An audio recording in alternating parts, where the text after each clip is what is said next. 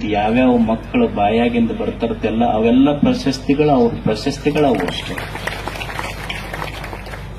ಅವರು ಸಪ್ತ ಋಷಿಗಳು ಒಂದು ಸಂಸ್ಥೆ ಕಟ್ಟಬೇಕಾದ್ರೆ ಎಷ್ಟು ಕಷ್ಟಪಟ್ಟು ಅದನ್ನು ಕಟ್ಟಿದ್ರು ಅಂದ್ರೆ ಜ್ಞಾನ ಬೆಳಿಬೇಕನ್ನೋದು ಅವ್ರ ಹಂಬಲ ಎಷ್ಟಿತ್ತು. ನಮ್ಮ ಗುರುಗಳಿದ್ರು ಮರಿಶಾಂತವೀರ ಮಹಾಸ್ವಾಮಿಗಳು. ಅವರು ಕಾಶಿ ಒಳಗೆ 16 ವರ್ಷ ಓದಿದ್ರು.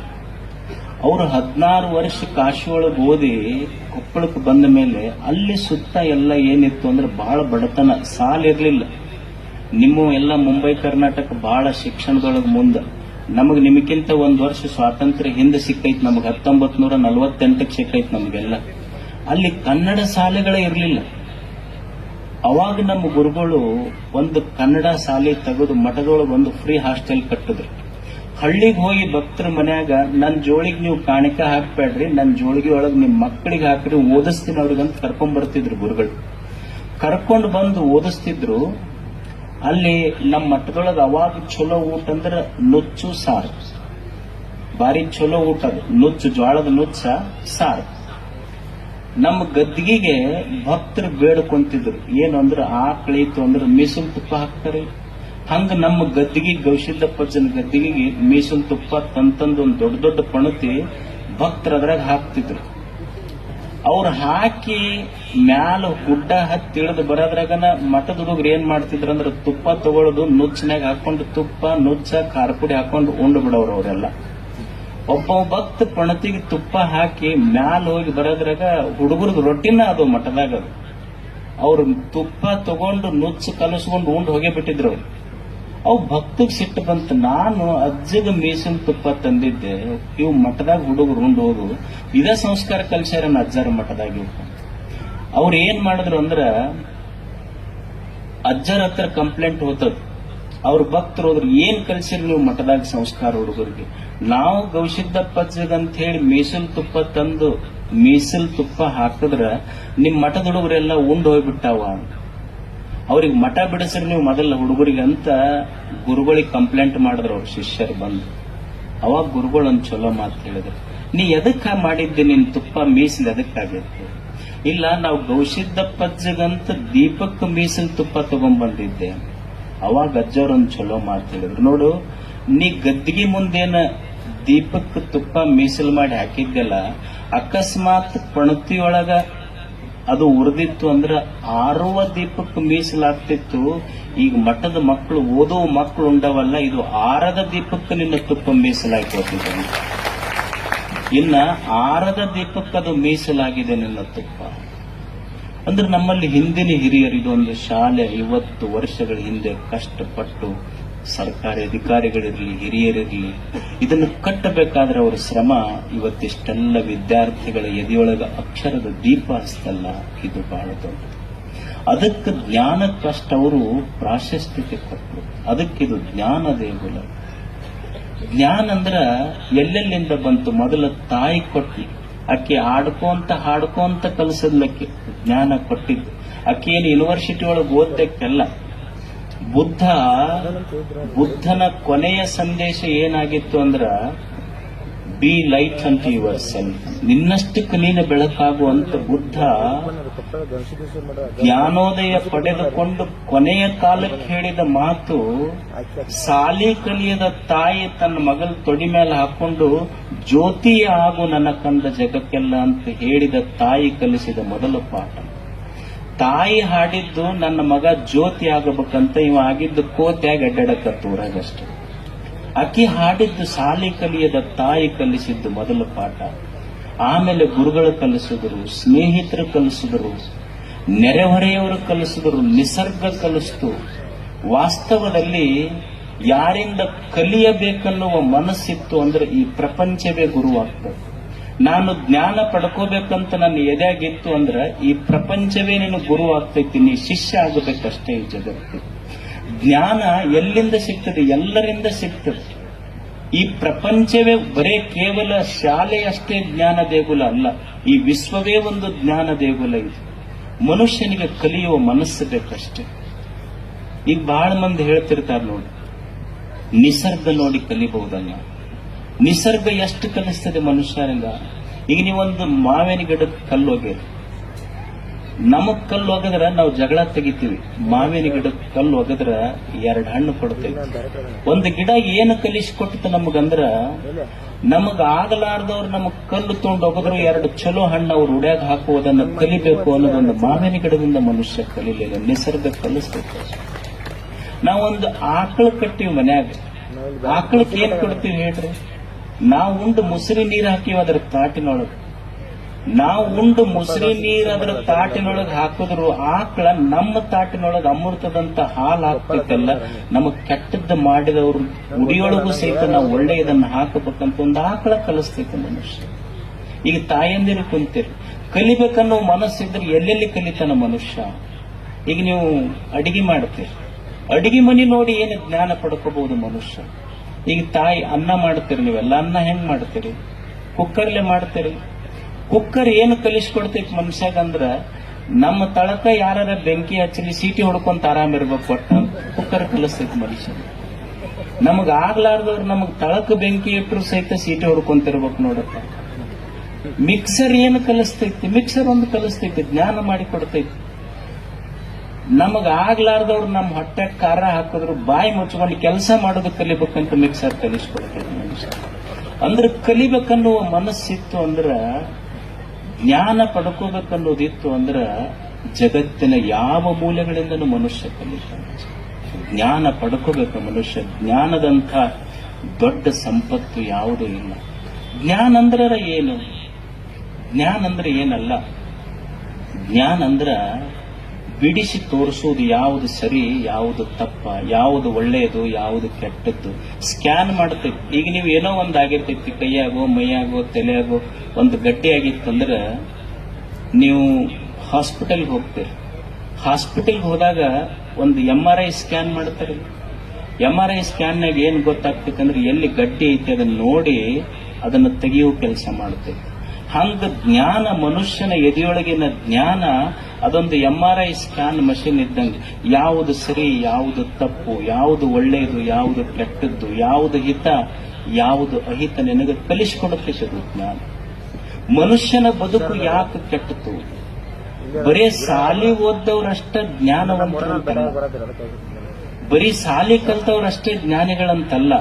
ಜ್ಞಾನ ಯಾವುದು ಸರಿ, ಯಾವುದು ತಪ್ಪು ಅಂತ ತಿಳಿದು ಬದುಕಬೇಕು ಮನುಷ್ಯ, ಅದು ಜ್ಞಾನ. ಅದು ನಮ್ಮೆಲ್ಲರ ಬದುಕು ಯಾಕೆ ಕೆಟ್ಟತು, ನಮಗೆ ಯಾಕೆ ದುಃಖ ಆತು ಅಂದ್ರ, ನಮಗೆ ಯಾವುದು ಸರಿ, ಯಾವುದು ತಪ್ಪ, ಯಾವುದು ಒಳ್ಳೆಯದು, ಯಾವುದು ಕೆಟ್ಟದ್ದು ಅಂತ ಬಿಡಿಸಿ ನೋಡಕ್ ಬಂದಿಲ್ಲ. ಜ್ಞಾನ ಇದನ್ನು ಬಿಡಿಸಿ ತೋರಿಸ್ತೈತಿ ಮನುಷ್ಯ.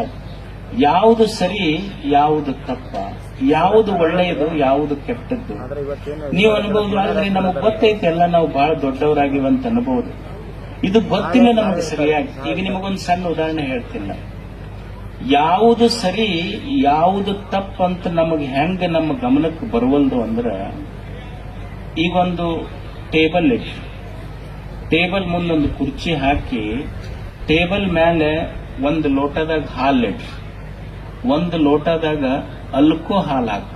ಅಲ್ಕೋ ಹಾಲು ಅಂದ್ರೆ ಗೊತ್ತಾಗ್ತೈತಿ, ಬಹಳ ಸೂಕ್ಷ್ಮ ಜನ ಗೊತ್ತಾಗ್ಲಿಕ್ಕಿಲ್ಲ. ನೀವೊಂದು ಟೇಬಲ್ ಇಟ್ಟು ಒಂದು ಕುರ್ಚಿ ಹಾಕಿ ಒಂದು ಲೋಟದಾಗ ಹಾಲು ಹಾಕ್ರಿ, ಒಂದು ಲೋಟದಾಗ ಅಲ್ಕೋಹಾಲ್ ಹಾಕಿ ಹುಡುಗನ ಕೂಡಿಸ್ರಿ. ಆ ಹುಡುಗನ ಕೈ ಆ ಕಡೆ ಹೋಗ್ತೈತಿ, ಹಾಲಿನ ಕಡೆನೆ ಹೋಗ್ತೈತಿ. ಮತ್ತ ಆ ಹುಡುಗನ್ ಎಬ್ಬಸ್ರಿ ನೀವು. ಹುಡುಗನ್ ಎಬ್ಬಿಸಿ ಮತ್ತ ಅದೇ ಟೇಬಲ್ ಕುರ್ಚಿ ಇಟ್ಟು ಒಂದು ಲೋಟ ಹಾಲು, ಒಂದು ಲೋಟ ಹಲ್ಕೋ ಹಾಲು ಇಡ್ರಿ. ಅವ್ರ ಅಪ್ಪಗ್ ಕೂಡಿಸ್ರಿ. ಅವ್ರ ಅಪ್ಪನ ಕೈ ಅದ್ರ ಕಡೆ ಹೋಗ್ತೈತಿ. ಹಾಲಿನ ಕಡೆ ಹೋದ್ರೆ ಅವ್ರ ಮನಿ ದೇವರಾಣಿ, ಅವ್ರ ಅಪ್ಪನ ಕೈ ಅಲ್ಕೋ ಹಾಲಿನ ಕಡೆನೆ ಹೋಗ್ತೈತಿ. ಅದಕ್ಕ ಹುಡುಗ ಹೇಳ್ತಿರ್ತಾನ ಅವ್ರ ಅಪ್ಪಗೆ, ಅಪ್ಪ ನಿನಗ ಹಾಲಂದ್ರೆ ಯಾವಾಗ ಗೊತ್ತಿಲ್ಲ, ಹಾಲು ಕುಡಿದ್ರೆ ಏನಾಗ್ತೈತಿ ಗೊತ್ತಿಲ್ಲ, ಅಲ್ಕೋ ಹಾಲು ಕುಡಿದ್ರೆ ಏನಾಗ್ತೈತಿ ಅಂತ ನಿನಗ್ ಗೊತ್ತಿಲ್ಲ, ನನಗ್ ಗೊತ್ತೈತಿ. ನಿನಗ್ ಗೊತ್ತಿರ್ಲಾರ್ದಕ್ ನೀ ಅಲ್ಕೋ ಹಾಲು ಕುಡಿತಿ, ಗೊತ್ತಿದ್ದಕ್ ನಾ ಹಾಲು ಕುಡಿತೀನಿ. ನಿನಗ್ ಗೊತ್ತಾಗ್ಲಾರ್ದಕ್ಕ ಅಲ್ಕೋ ಹಾಲು ಕುಡಿದು ದಿವಸ ನಾಯಿ ತೊಡಿ ಮೇಲೆ ಮಕ್ಕೊಂಡು ಬರ್ತೀನಿ, ನನಗ್ ಗೊತ್ತಿದ್ದ ತಾಯಿ ತೊಡಿ ಮೇಲೆ ಮಕ್ಕೊಂತೀನಿ ನಂತ ಒಂದು ಸಣ್ಣ ಮಗು ಹೇಳ್ತದಷ್ಟೇ. ಜ್ಞಾನ ಬೇಕಲ್ಲ ಮನುಷ್ಯನ. ಅಂದ್ರೆ ಜ್ಞಾನ ಯಾವುದು ಸರಿ, ಯಾವುದು ತಪ್ಪು ಅಂತ ತಿಳಿಸಿಕೊಡ್ತೈತಿ. ಇದು ಜ್ಞಾನ ಮನುಷ್ಯನಿಗೆ. ನಮಗ್ ಗೊತ್ತಿಲ್ಲ, ನಾವು ತಪ್ಪು ಮಾಡಾಕತ್ತೀವಿ ಅಂದ್ರೆ ನಮಗ್ ಜ್ಞಾನ ಆಗಿಲ್ಲ ಅಂತ ಅರ್ಥ ಅಷ್ಟೆ. ಒಂದು ಒಂದು ಸಣ್ಣ ಈ ಅಂಗಡಿ ಇತ್ತಂತ, ಅದಕ್ಕೇನಂತೀರಿ ನೀವು, ಬಾರ್ ಅಂತೀರೇನು? ನಮ್ಮಲ್ಲಿ ನೀರಿಗೆ ಕೊರತೆ ಐತೆ, ಆದ್ರೆ ಬಾರಿಗೆ ಕೊರತೆ ಇಲ್ಲ. ಒಂದು ಬಾರ್ ಇತ್ತು. ಒಂದು ಸಣ್ಣ ಹುಡುಗ ತಂದೆ ತೀರ್ಕೊಂಡಿದ್ದ. ತಾಯಿ ಪಾಪ ಬಹಳ ದೊಡ್ಡ ರೋಗದಿಂದ ಬಳಲ್ತಿದ್ಲು. ಆ ಮಗ ಸಣ್ಣ ಹುಡುಗ 5-6ನೇ ಕ್ಲಾಸ್ ಹುಡುಗ ಬಾರಿನೊಳಗೆ ಕೆಲಸ ಮಾಡ್ತಿತ್ತು. ಅದೇನ್ ನೀವು ಸಪ್ಲೈ ಮಾಡೋದಂತೀರಲ್ಲ, ಸಪ್ಲೈ ಮಾಡ್ತಿತ್ತು. ಒಬ್ರು ಯಾರೋ ಚಲೋ ಮನುಷ್ಯ, ಚಲೋ ಬಟ್ಟೆ ಹಾಕೊಂಡವ ಬಾರಿಗೆ ಹೋದ ಸಾಯಂಕಾಲ. ಆ ಹುಡುಗ ಏನೋ ತಂದು ಕೊಡ್ತು. ಆ ಹುಡುಗನ ಮುಖ ಎಷ್ಟು ಮುಗ್ದಿತ್ತಲ್ಲ, ಆ ಯಜಮಾನಗನಿಸ್ತು. ಆ ಮಗುವಿನ ಮುಖ ನೋಡಿ, ನೋಡಪ್ಪ, ನಿಮ್ಮಂತ ಮಕ್ಕಳೆಲ್ಲ, ನಿಮ್ಮಂತ ಸಣ್ಣ ಮಕ್ಕಳು ಇಲ್ಲೆಲ್ಲ ಕೆಲಸ ಮಾಡಬಾರ್ದು ಅಂತ, ನಿಮ್ಮಂತ ಸಣ್ಣ ಮಕ್ಕಳು ಈ ಜಾಗದೊಳಗೆ ಕೆಲಸ ಮಾಡಬಾರ್ದು ಅಂತ ಇವ ಯಜಮಾನ ಹೇಳಿದ. ಅವಾಗ ಆ ಮಗು ಹೇಳ್ತು, ನಿಮ್ಮಂತ ದೊಡ್ಡವರು ಇಲ್ಲಿ ಬರೋದು ಬಿಟ್ಟಿದ್ರೆ ನಮ್ಮಂತ ಸಣ್ಣ ಮಕ್ಕಳು ಇಲ್ಲಿ ಕೆಲಸ ಮಾಡೋ ಪ್ರಶ್ನೆನೇ ಬರ್ತಿರ್ಲಿಲ್ಲ ಅಂತ ಮಗು ಹೇಳ್ತು. ಹಾಗಾದ್ರೆ ಜ್ಞಾನವಂತರು ಯಾರು? ಸಾಲಿ ಕಲ್ತೀವಷ್ಟೇ, ಜ್ಞಾನ ಆಗಿಲ್ಲ ನಮಗೆ. ಸಾಲಿ ಕಲಿಯುವುದಕ್ಕೂ ಜ್ಞಾನ ಆಗೋದಕ್ಕೂ ಬಹಳ ವ್ಯತ್ಯಾಸ ಇದೆ. ಶಾಲೆ ಅದು ಜ್ಞಾನ ದೇಗುಲ. ನಮಗ ಯಾವುದು ಸರಿ, ಯಾವುದು ತಪ್ಪ ಅಂತ ಕಲಿಸಿಕೊಡಬೇಕು. ಯಾವುದು ಒಳಿತು, ಯಾವುದು ಕೆಟ್ಟದ್ದು ಅಂತ ಕಲಿಸಿಕೊಡಬೇಕು. ಯಾವುದು ಹಿತ, ಯಾವುದು ಅಹಿತ ಅಂತ ಕಲಿಸಿಕೊಡಬೇಕಾಗ್ತದೆ ನಮಗೆ. ಅದು ಜ್ಞಾನ. ಯಾಕಂದ್ರ ದೇವರು ನಮಗೊಂದು ಚಲೋ ಜೀವನ ಕೊಟ್ಟಾನ. ಎಷ್ಟು ದೊಡ್ಡ ಜೀವನ ಕೊಟ್ಟಾನಂದ್ರ, ಈಗ ನೀವೆಲ್ಲ ಬ್ಯಾಂಕಿಗೆ ಹೋಗ್ತೀರಿ. ಸುಮ್ಮನೆ ಬ್ಯಾಂಕಿಗೆ ಹೋಗಿ 1 ಲಕ್ಷ ರೂಪಾಯಿ ಸಾಲ ಕೇಳಬೇಕಾದ್ರ ಅವ್ರು ನಿಮಗೆ ಸೆಕ್ಯೂರಿಟಿನೂ ಕೇಳ್ತಾರ, ಶೂರಿಟಿನೂ ಕೇಳ್ತಾರ. ಅಥವಾ ನಿಮ್ ಮನಿ ಬರೆಸ್ಕೊಂತಾರ, ಹೊಲ ಬರೆಸ್ಕೊಂತಾರ. ಏನಾದ್ರೂ ಸುಮ್ಮನೆ ಬ್ಯಾಂಕಿನವರು 1 ಲಕ್ಷ ರೂಪಾಯಿ ಸಾಲ ನಿಮಗ್ ಕೊಡಬೇಕಾದ್ರ ಏನಾದ್ರೂ ಸೆಕ್ಯೂರಿಟಿ, ಶೂರಿಟಿ ಬರೆಸ್ಕೊಂಡು ನಿಮಗ್ ಕೊಡ್ತಾರ. ಆದ್ರೆ ದೇವರು ನಮಗೊಂದು 100 ವರ್ಷದ ಮನುಷ್ಯ ಜನ್ಮ ಕೊಟ್ಟಾನಲ್ಲ, ಏನೂ ಬರೆಸ್ಕೊಂಡಿಲ್ಲ, ಸೆಕ್ಯೂರಿಟಿನೂ ಇಲ್ಲ, ಶೂರಿಟಿನೂ ಇಲ್ಲ. ಯಾವ ಭರವಸೆಯಿಂದ ಕೊಟ್ಟಾನಂದ್ರೆ, ನಾನು ನಿರ್ಮಾಣ ಮಾಡಿದ ಮೂರ್ತಿಗಳು ಈ ಜಗತ್ತನ್ನು ಬೆಳಗ್ತಾನ ಅಂತ ನಿಮ್ಮ ಮೇಲೆ ಭರವಸೆ ಇಟ್ಟು ಕೊಟ್ಟಾನ ದೇವರು. ನಮ್ಮ ಮೇಲೆ ಭರವಸೆ ಇಟ್ಟು ಕೊಟ್ಟಾನೆ. ಯಾವ ಸೆಕ್ಯೂರಿಟಿ ಇಲ್ಲ, ಶೂರಿಟಿ ಇಲ್ಲ. ಅಂಥ ಜೀವನ ಹೆಂಗ ಬದುಕುವುದು ಅಂದ್ರೆ ಜ್ಞಾನದಿಂದ ಬದುಕುವುದು ಅಷ್ಟೇ. ಜ್ಞಾನ ಬೇಕು. ಈಗ ಮನುಷ್ಯ ಊಟ ಮಾಡ್ತಾನೆ, ಉಣ್ಣುವುದಕ್ಕೂ ಒಂದು ಜ್ಞಾನ ಇತ್ತು. ಹೆಂಗ್ ಉಣಬೇಕು, ಎಂಥದ್ದು ಉಣಬೇಕು ಅಂದ್ರೆ, ನಾವು ಉಣ್ಣುವಾಗ ತುತ್ತ ತಗೊಂಡು ಬಾಯಾಗಿಟ್ಕೊಳ್ಳೋದಲ್ಲ. ನಾನು ಉಣ್ಣುವ ತುತ್ತು ಬಾಯಿ ಮುಂದಿಟ್ಟುಕೊಂಡು ಮನುಷ್ಯ ಒಂದು ಕ್ಷಣ ಕೇಳಬೇಕಂತ. ನಾನು ಉಣ್ಣುವ ಅನ್ನ ತುತ್ತು ಬಾಯಿ ಮುಂದಿಟ್ಟುಕೊಂಡು ಒಂದು ಕ್ಷಣ ಕೇಳೋದು. ಏನು ಕೇಳೋದು ಅಂದ್ರ, ನಾವು ಉಣ್ಣುವ ಅನ್ನ ನನ್ನ ಬೆವರಿನ ಹನಿಯೊಳಗೆ ಕುದ್ದೈತೋ, ಏನು ಇನ್ನೊಬ್ಬರು ಕಣ್ಣೀರ ಕುದ್ದೈತೋ ಅಂತ ಕೇಳಿ ಊಟ ಮಾಡೋ, ಇದು ಜ್ಞಾನ. ಇದು ಅಂತ ಇದಕ್ಕಿಂತ ದೊಡ್ಡ ಜ್ಞಾನ ಏನು ಬೇಕು? ಬಸವಣ್ಣವರು ಸಾಲಿ ಕಲಿಯದ ಸಾವಿರಾರು ಜನ ಶರಣರಿಗೆ ಇದನ್ನು ಕಲಿಸಿದರು. ಸತ್ಯಕ್ಕ ಅಂತ ಒಬ್ಬ ಶರಣೆ ಇದೆ. ಸತ್ಯಕ್ಕ ಅನ್ನುವಂಥ ಶರಣೆ, ಆಕಿ ಸಾಲಿ ಕಲ್ತಕ್ಕೆಲ್ಲ, ಆಕೆಯ ಎದೆಯೊಳಗ ಬಸವಣ್ಣವ್ರು ಎಷ್ಟು ದೊಡ್ಡ ಜ್ಞಾನ ತುಂಬಿದ್ರು ಅಂದ್ರ, ಆಕೆ ಒಂದು ವಚನ ಬರೀತಾಳೆ. ಸುಮ್ಮನೆ ಸಾರ ಹೇಳ್ತೀನಿ ನಿಮಗೆ. ಸಾಲಿ ಕಲಿಯದ ಸತ್ಯಕ್ಕ ವಚನ ಬರೀತಾಳೆ. ಆಕೆ ಕೆಲಸ ಏನು ಅಂದ್ರೆ, ಊರು ಮುಂದಿನ ಕಸ ಹೊಡಿತಿದ್ಲು. ಸಾಲಿ ಕಲಿಯದ ಊರು ಮುಂದಿನ ಕಸ ಹೊಡೆಯುವ ಸತ್ಯಕ್ಕನಿಗೆ ಎಷ್ಟು ದೊಡ್ಡ ಜ್ಞಾನ ಬಸವಣ್ಣ ತುಂಬಿದ್ದ ಅಂದ್ರ, ಅಕ್ಕಿ ಹೇಳ್ತಾಳೆ, ಯಾವುದು ಪೂಜೆ, ಅರ್ಚನೆ, ಪೂಜೆ ನೇಮ ಅಲ್ಲ. ನಿಜವಾದ ಪೂಜೆ ಯಾವುದು? ಮಂತ್ರ ತಂತ್ರಗಳು ನೇಮ ಅಲ್ಲ. ಧೂಪ ದೀಪದ ಆರತಿ ನೇಮ ಅಲ್ಲ. ಅರ್ಚನೆ, ಪೂಜನೆ ಇದು ನೇಮ ಅಲ್ಲ. ಪೂಜೆ ಅಂತ ಎದಕ್ಕೆ ಅನ್ನಬೇಕು ಅಂತ ಡಿಫೈನ್ ಮಾಡ್ತಾರೆ. ನಮ್ಮ ಪೂಜೆಗೂ ಶರಣರು ಜ್ಞಾನದಿಂದ ಮಾಡಿದ ಪೂಜೆಗೂ ಎಷ್ಟು ವ್ಯತ್ಯಾಸ. ನಾವು ಪೂಜಾ ಅಂದ್ರೆ ಏನ್ ತಿಳಿದೀವಿ? ಬಡ ಹೋದ್ವೇನ, ಒಂದು ಮಲಪ್ರಭಾ ನದಿಯ ನೀರು ತಗೊಂಡು ಬಂದು ಒಂದು ಕೊಡ ಸುರುವುದ್ವೇನ, ಪತ್ರಿ ಒಗದ್ವೇನ, ಭಸ್ಮ ಹಚ್ಚದ್ವೇನ, ಊದಿನ ಕಡ್ಡಿ ಬೆಳಗ್ಗೆ ದೀಪ ಮಾಡಿ ಬೆಳಗದ್ರೆ ನಮ್ಮ ಪೂಜೆ ಮುಗೀತು. ಆದ್ರೆ ಸಾಲಿ ಕಲಿಯದ ಸತ್ಯಕ್ಕನ ಪೂಜೆ ಎಷ್ಟು ದೊಡ್ಡದಿತ್ತಂದ್ರೆ, ಬರೇ ಧೂಪ ದೀಪ ಬೆಳಗೋದು ಪೂಜೆ ಅಲ್ಲ, ನೀರು ಹಾಕೋದು ಪೂಜೆ ಅಲ್ಲ, ಮಂತ್ರ ಹೇಳೋದು ಪೂಜೆ ಅಲ್ಲ. ಅಕ್ಕಿ ಹೇಳುವ ಪೂಜೆ ಏನು ಅಂದ್ರೆ, ಶಂಭು ಜಕ್ಕೇಶ್ವರ ನಿಮ್ಮ ಆಣೆಯಾಗಿ ನಿಜವಾದ ಪೂಜೆ ಯಾವುದು ಅಂದ್ರೆ ಇನ್ನೊಬ್ಬರ ವಸ್ತುವಿನ ಮೇಲೆ ನನ್ನ ಕಣ್ಣು ಬೀಳಬಾರ್ದು, ಇನ್ನೊಬ್ಬರ ವಸ್ತು ನಾನು ಮುಟ್ಟಬಾರದು. ಇದು ಜ್ಞಾನ ಇತ್ತು ಅಂದ್ರೆ ಇದು ನಿಜವಾದ ಪೂಜೆ. ಇದಕ್ಕಿಂತ ದೊಡ್ಡ ಪೂಜೆ ಯಾವುದಿದೆ? ಇದು ಕಲಿಸಿದ್ದು, ಶರಣರು ಕಲಿಸಿದ ಪೂಜೆ ಇದು. ಅದಕ್ಕಾಗಿ ಬರೇ ಶಾಲೆ ಕಲಿಯೋದು ಮುಖ್ಯ ಅಲ್ಲ, ಒಳಗೆ ಜ್ಞಾನ ಇರಬೇಕು. ಏನು ನೋಡಬೇಕು, ಏನು ನೋಡಬಾರದು, ಏನು ಮಾಡಬೇಕು, ಏನು ಮಾಡಬಾರದು, ಎಂಥ ದುಣಬೇಕು, ಎಂಥ ದುಣಬಾರದು, ಇದು ಜ್ಞಾನ ದೇಗುಣ. ಜೀವನದ ಮೇಲೆ ಇದು ಸಹಿತ ಒಂದು ಜ್ಞಾನದಿಂದ ಕಟ್ಟಬೇಕಾಗ್ತದೆ. ಜೀವನ ಕಟ್ಟುವುದು ಪ್ರತಿಯೊಂದಕ್ಕೂ ಮನುಷ್ಯನಿಗೆ ಜ್ಞಾನ ಬೇಕಾಗ್ತದೆ. ಜ್ಞಾನ ಇಲ್ಲದೆ ಬದುಕಲಿಕ್ಕೆ ಸಾಧ್ಯ ಇಲ್ಲ. ಜ್ಞಾನ ಇಲ್ಲದೆ ಯಾರೋ ಬದುಕಲಿಕ್ಕೆ ಒಬ್ಬ ರೈತ ಅದಾನೆ. ರೈತನಿಗೆ ಯಾವ ಭೂಮಿಯೊಳಗ ಏನು ಬೀಜ ಹಾಕಿದ್ರೆ ಬೆಳೆ ಬರ್ತೈತೆ ಅನ್ನುವ ಜ್ಞಾನ ಬೇಕಾಗ್ತದೆ. ಈಗ ಮನೆಯಾಗ ನೀವು ಸಂಸಾರಿಗಳಿದ್ರಿ, ಸಂಸಾರದೊಳಗೆ ಹೆಂಗ ಬದುಕಿದ್ರೆ ಸಂತೋಷ ಆಗ್ತೈತಿ ಅನ್ನೋ ಒಂದು ಜ್ಞಾನ ಬೇಕಾಗ್ತದೆ. ಈಗ ಮದುವೆ ಆಗಿರಿ ನೀವೆಲ್ಲ, ಜ್ಞಾನ ಒಂದು ಸಂಸಾರ ಒಂದು 50 ವರ್ಷ ಕಟ್ಟಿ ನಡೆಸಬೇಕಂದ್ರೆ ಹಗರಿಲ್ಲ. ಒಬ್ಬರೊಂದು ಇಂಗ್ಲಿಷ್ನೊಳಗೊಂದು ಮಾತು ಹೇಳ್ತಾರೆ, having a wife is a part of living. Living with her is an art of living. ಅಂದ್ರೆ ಒಂದು ಸಂಸಾರ ನಡೆಸಬೇಕಾದ್ರೂ ಜ್ಞಾನ ಬೇಕಾಗ್ತೈತೆ. ಜ್ಞಾನ ಇರದೇ ಇದ್ರ ಸಂಸಾರವೂ ಕೆಡ್ತೈತೆ. ಒಬ್ಬನಿಗೆ ಜ್ಯೋತಿಷಿಗಳ ಹತ್ರ ಹೋದ್ಮೇಲೆ ಅವ ಜ್ಯೋತಿಷಿಗಳಿಗೆ ಹೇಳ್ದ, ಇಲ್ರಿ ನಮ್ಮದು ಬಹಳ ಸಮಸ್ಯೆ ಐತಿ ಸಂಸಾರದೊಳಗೆ. ಏನ್ ಸಮಸ್ಯೆ ಐತಿ? ಏನ್ ನಮ್ಮ ಮನೆಯವ್ರು ಅಡಿಗೆ ಮಾಡ್ತಾರ ಒಟ್ಟು ರುಚಿ ಹತ್ತಲ್ಲಿ ಉಂಡಿದ್ ನನಗಂತ. ಅವ್ರು ಏನ್ ರುಚಿನ ಸ್ವಾದ ಇರೋದಿಲ್ಲ ಅಡಿಗೆ ಮಾಡಿದ್ದು. ಅವ್ರು ಜ್ಯೋತಿಷಿಗಳಂದ್ರು, so I am also in the same problem. ನಮ್ಮ ಮನೆಗೂ ಇದು ಸಮಸ್ಯೆ ಐತೆ ಅಂದ್ರು. ಇದು ಎಲ್ಲರ ಮನೆಗೂ ಸಮಸ್ಯೆ ಐತು ಅಲ್ರಿ, ಏನ್ ಮಾಡ್ಬೇಕಿದಕ್ಕ? ನೋಡಪ್ಪ, ಇದು ಎಲ್ಲರ ಮನೆ ಸಮಸ್ಯೆ ಐತಿ. ಏನ್ ನಿಮ್ ಮನೆಯವ್ರು ಅಡಿಗೆ ಮಾಡಿದ್ದು ರುಚಿ ಹತ್ತೋದಿಲ್ಲ ಅಂತ ಹೇಳಿ ನೀ ಕಂಪ್ಲೇಂಟ್ ಹೇಳುವಂತದ್ದೇನಿಲ್ಲ. ಇದು ಎಲ್ಲರ ಮನೆ ಸಮಸ್ಯೆ ಐತಿ. ಇದಕ್ಕ ಒಂದೇ ಸೂತ್ರ ಐತಿ, ಒಂದೇ ಸರಳ ವಿಚಾರ. ಏನು ಅಂದ್ರ ಅವ್ರು ಏನಾರ ಮಾಡ್ಲಿ ಹೆಂಗಾರ ಮಾಡ್ಲಿ ಬಹಳ ರುಚಿ ಆಗೈತೆ ಅಂತ ಹೇಳ್ಕೊಂತ ಹೋಗ್ಬೇಕಷ್ಟ.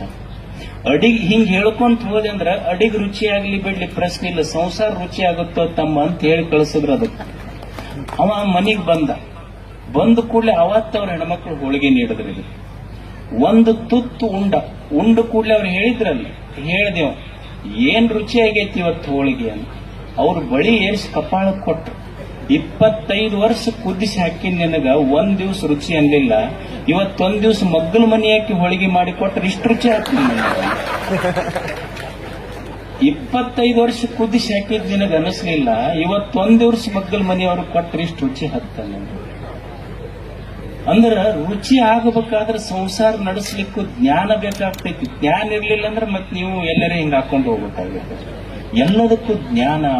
ಒಕ್ಕಲಿಗಾಗ್ಲಿಕ್ಕೆ ಜ್ಞಾನ, ಸನ್ಯಾಸಿ ಆಗ್ಲಿಕ್ಕೆ ಜ್ಞಾನ, ಸಂಸಾರಿ ಆಗ್ಲಿಕ್ಕೆ ಜ್ಞಾನ, ಜನಪ್ರತಿ ಆಗ್ಲಿಕ್ಕೆ ಜ್ಞಾನ, ಎಲ್ಲದಕ್ಕೂ ಜ್ಞಾನ ಬೇಕು ಮನುಷ್ಯ. ಅದಕ್ಕೆ ಇದೊಂದು ಸಂಸ್ಥೆ ಸಾವಿರಾರು ಮಕ್ಕಳ ಎದೆಯಲ್ಲಿ ಜ್ಞಾನ ತುಂಬಿದೆ.